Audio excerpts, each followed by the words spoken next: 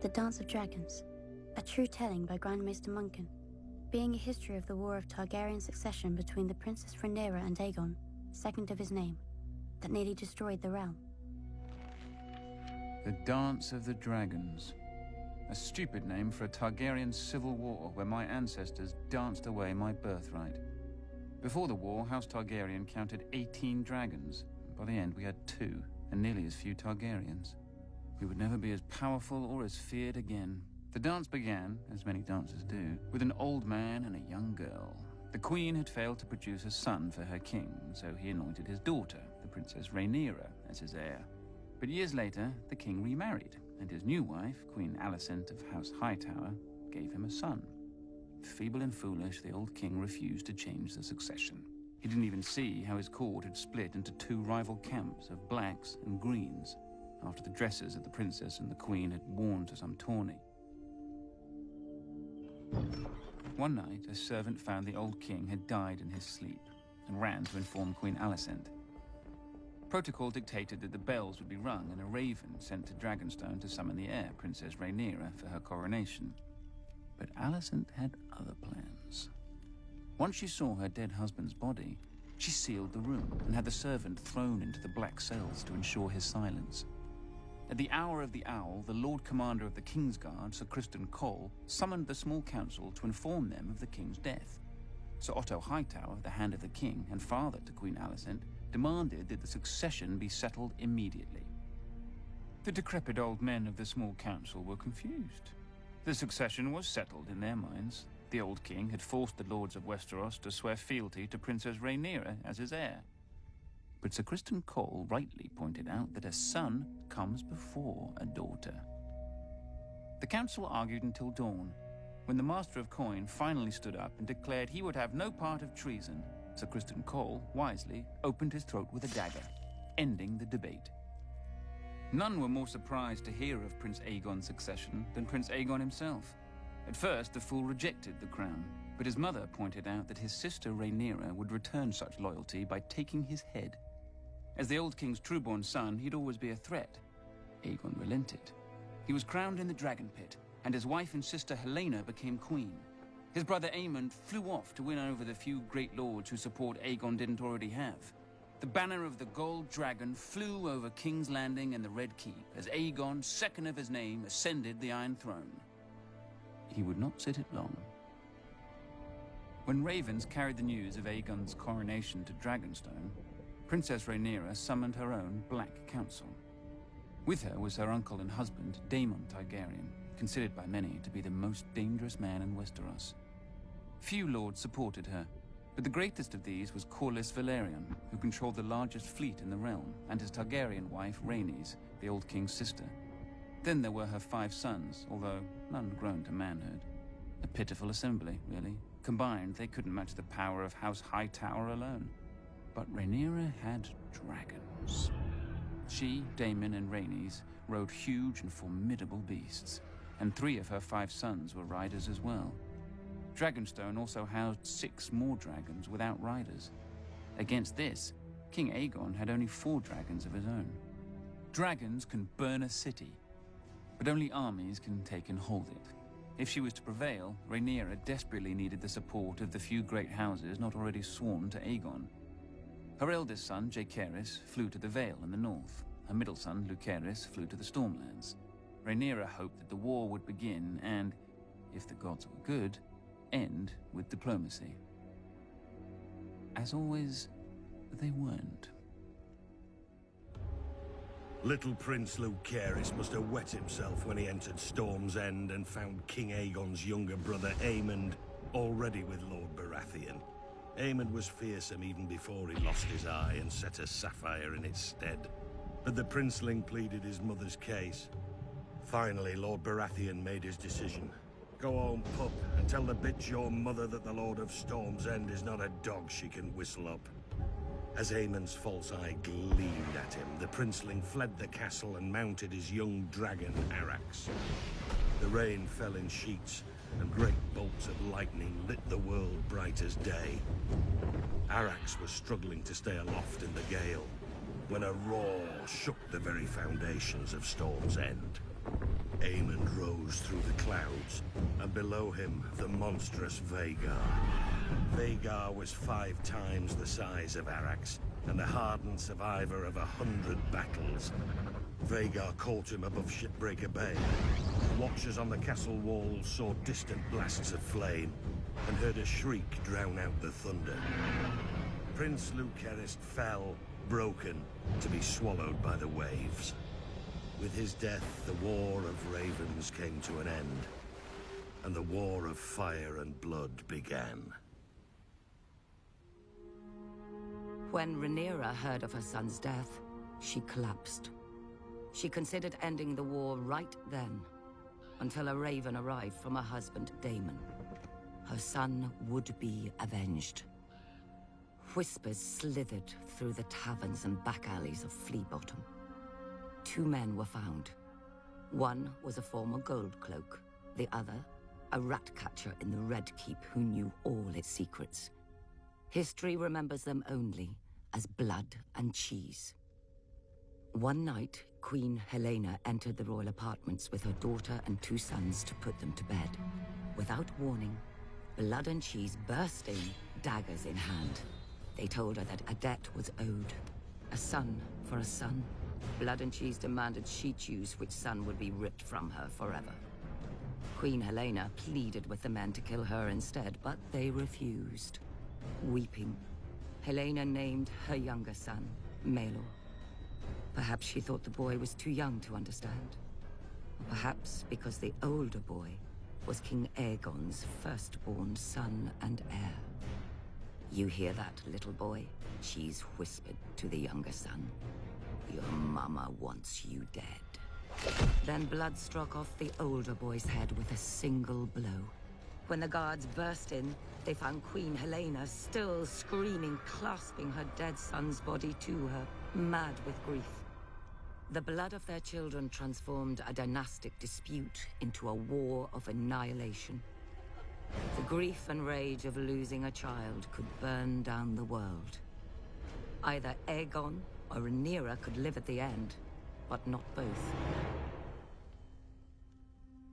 Rhaenyra's forces struck yet another blow. The moment the Lord of Harrenhal saw Daemon Targaryen circling the castle on his dragon Caraxes, he struck his banners and surrendered. The Blacks now had the strongest castle in the Riverlands. Darker news still came to Aegon. Thanks to Rhaenyra's sons, Winterfell had declared for Rhaenyra, as had the Vale.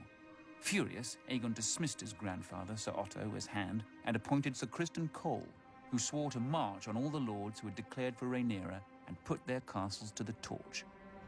Cole and the royal army first marched north and laid siege to Rook's Rest, a black stronghold near Dragonstone. When their lord saw their approach, he sent a raven to Rhaenyra, begging for help.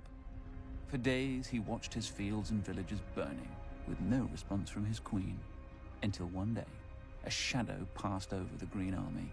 Rhaenyra had sent not an army, but her former mother-by-law, Rhaenys, and her dragon, Meleys.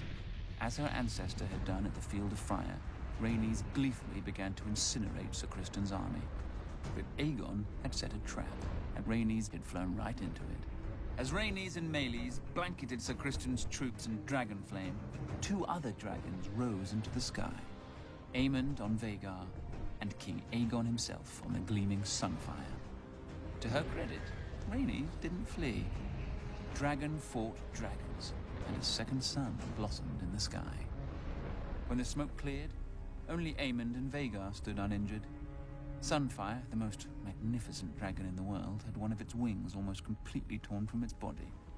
Trapped beneath Sunfire was the king himself, broken and burned so badly in places that his armor had fused onto his flesh.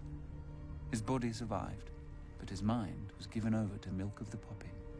Meleys had been torn to shreds, and her rider, Rhaenys, was a pile of ash.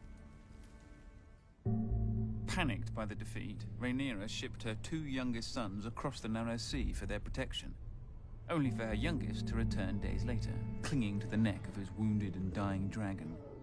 He and his brother had been set upon by an enemy fleet just off Dragonstone. Defying his mother's command, Rhaenyra's eldest son and heir, Jaehaerys, mounted his dragon Vermax and flew to rescue his other brother and punish the enemy fleet. But the foolish boy let Vermax be hooked like a trout and dragged into the sea, where he soaked up even more arrows than seawater. His brother disappeared over the horizon or beneath the waves. No one could say for sure. With the loss of 4 dragons, Rhaenyra's only advantage was fading. Luckily for her, over the centuries, House Targaryen had spilled more than blood on Dragonstone. She promised gold and title to any of the Targaryen bastards who could tame the 6 unclaimed dragons on the island. These bastards were called the Dragon Seeds, though most were called supper. And perhaps the dragons were eventually sated, or bored, but 4 of them accepted riders and were enlisted in Rhaenyra's cause. After Rook's Rest, Aemond One-Eye took command of the Greens from his crippled and poppy-addled brother. Aemond was the blood of the dragon, and dragons don't cower behind city walls. He marched the king's army north to take back Harrenhal from Rhaenyra's husband, Daemon. But when he and Criston Cole reached the castle, they found the gates open, with Daemon and all his men gone. That night they feasted their victory. Daemon had fled rather than face their wrath. But Daemon was more snake than dragon. As Aemond marched north, he'd flown Caraxes south, slithering past the Green Army over the waters of the God's Eye. One day, King's Landing looked up and saw 2 dragons circling their foul city. Daemon and Rhaenyra had come for her throne, for the city was defenseless. Aemond had taken the king's army from the city, and worse, he'd taken his dragon, Vhagar. Seeing that resistance was hopeless, the small council surrendered the city, the Queen Mother Alicent, and the broken Queen Helena. But not King Aegon. Somehow, despite his wounds and delirium, he had vanished from the city. And so Queen Rhaenyra climbed the steps and seated herself on the Iron Throne. Legend has it that as she left the hall later, blood trickled down her legs and hands, proving the Iron Throne had spurned her. Nonsense. It's a chair made of steel blades. Rhaenyra had wanted it all her life and had sacrificed 2 sons for it. She likely gripped the damn thing too tight. When Aemond realized that his arrogance had cost him the capital, he mounted Vhagar in a black rage and rained fire onto every village and castle he suspected of disloyalty. Abandoned by Aemond, Sir Criston marched the royal army back to King's Landing, intent on recapturing the city himself. Instead, he was trapped and cut to pieces by the Riverlords, who had sworn to support Rhaenyra's claim. When a new army of Green Loyalists marched up from the Reach and laid siege to the city of Tumbleton, Rhaenyra sent 2 of her Dragon Seeds to lay waste to them. Instead, the Dragon Seeds proved their bastard nature and betrayed her. They burned the city, and all the Black forces garrisoned within. Lucky for her, they didn't turn towards King's Landing, but whored and drank in the ruins with the Greens, who were victorious and somewhat confused. Rhaenyra now mistrusted all the Dragon Seeds, including the girl who rode with her husband Daemon, hunting Aemond in the Riverlands. She ordered the girl's head be sent to her, but there was a complication. As well as her dragon, the girl had taken to riding Daemon. When Daemon received the queen's order, he proclaimed it a queen's words and a whore's work. He sent the girl away at dawn, watching her and her dragon vanish into the morning mists. Then Daemon sent a challenge to his nephew Aemond and flew to Harrenhal, alone, to wait. 14 days later, a shadow blacker than any passing cloud swept over Harrenhal. Vhagar had come at last, and on her back rode one-eyed Prince Aemond. He mocked Daemon for facing him alone. "You have lived too long, uncle." And Daemon replied, "On that much, we agree." Then the old prince climbed stiffly onto the back of his dragon Caraxes, but neglected to fasten the chains that secured rider to son. The sun was close to setting when, as one, the 2 dragons leapt into the sky. Daemon took Caraxes up swiftly until they disappeared into a bank of clouds. Vhagar, older and slow, ascended more gradually. Up and up Vhagar soared, searching for Caraxes. Sudden as a thunderbolt, a shrieking Caraxes dove upon Vhagar. Locked together, The dragon stumbled toward the lake. Caraxes' jaws closed about Vhagar's neck, but Vhagar raked open Caraxes' belly, and her teeth ripped off a wing. The lake rushed up with terrible speed. Then Daemon Targaryen, who had never fastened his riding chains, stood in his saddle. He leapt from his dragon to Aemon's, and in his hand was Dark Sister, the Valyrian sword of Aegon's sister queen, Visenya. As Aemon One Eye looked up in terror, Daemon ripped off his nephew's helm and drove the sword down into his one remaining eye so hard the point came out the back of the young prince's throat. Half a heartbeat later, the dragons struck the lake, sending up a gout of water so high that it was said to have been as tall as Harrenhal's great tower. The lake boiled with dragon blood, and then was still. Daemon Targaryen was 49 at his death. Prince Aemon had only turned 20. Vhagar, the greatest of the Targaryen dragons, had counted 181 years. Thus passed the last living creature from the days of Aegon's conquest. Back in King's Landing, Queen Rhaenyra didn't have much time to grieve for her stupid husband. The mad former queen, Helena, flung herself from a balcony to be impaled upon the iron spikes lining the moat of Maegor's holdfast. That night, the city rose in riot against Rhaenyra, demanding justice for Queen Helena and her murdered son, among other foolish peasant fantasies. In the midst of this chaos, a one-handed fool called the Shepherd began to rant against dragons. Not just the ones of the enemy, but all dragons everywhere. As he pointed to the dragon pit above on the hill, he shouted, "There the demons dwell, this is their city. If you would make it yours, first you must destroy them." The cry went up from 10,000 throats. Kill them! There were 4 dragons housed within the dragon pit that night. By the time the first of the attackers came pouring in, all 4 were roused, awake, and angry. Nobody knows how many men and women died that night.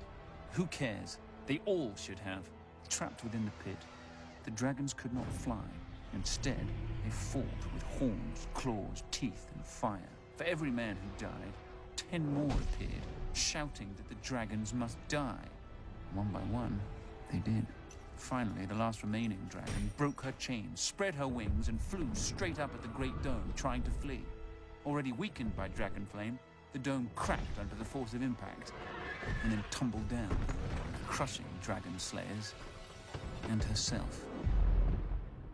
High atop the Red Keep, Queen Rhaenyra clutched her 2 remaining sons to her as she watched the end of her family's might. Too afraid of the peasants to defend her dragons. At least her older son, Joffrey, had a man's spine. He stole his mother's dragon, Syrax, and tried to fly it to the dragon pit to save his birthright. But the stupid beast didn't understand, and twisted beneath him, fighting to be free of the little boy. Until it was. A queen is still a woman, with all the weakness of that sex. Weeping for her lost son more than her dragons, Rhaenyra abandoned the Iron Throne and sold her crown to buy passage for her and her last son back to Dragonstone. Rhaenyra hoped to hatch more dragons from the eggs in the castle. But when she landed, the welcoming party slew her guards and marched her and her son at spear point to the castle to face a dead man and a dying dragon. "Sister!" King Aegon, second of his name, called out to Rhaenyra. Rook's Rest had left Aegon bent and twisted, his once handsome face puffy from milk of the poppy, with burn scars covering half his body. Rhaenyra, ever defiant, told her dear brother that she'd hoped he was dead. "After you," Aegon answered. Then, Sunfire bathed her in a blast of flame and devoured her in 6 bites while her son watched, leaving the 7th and final bite her lower leg for the stranger.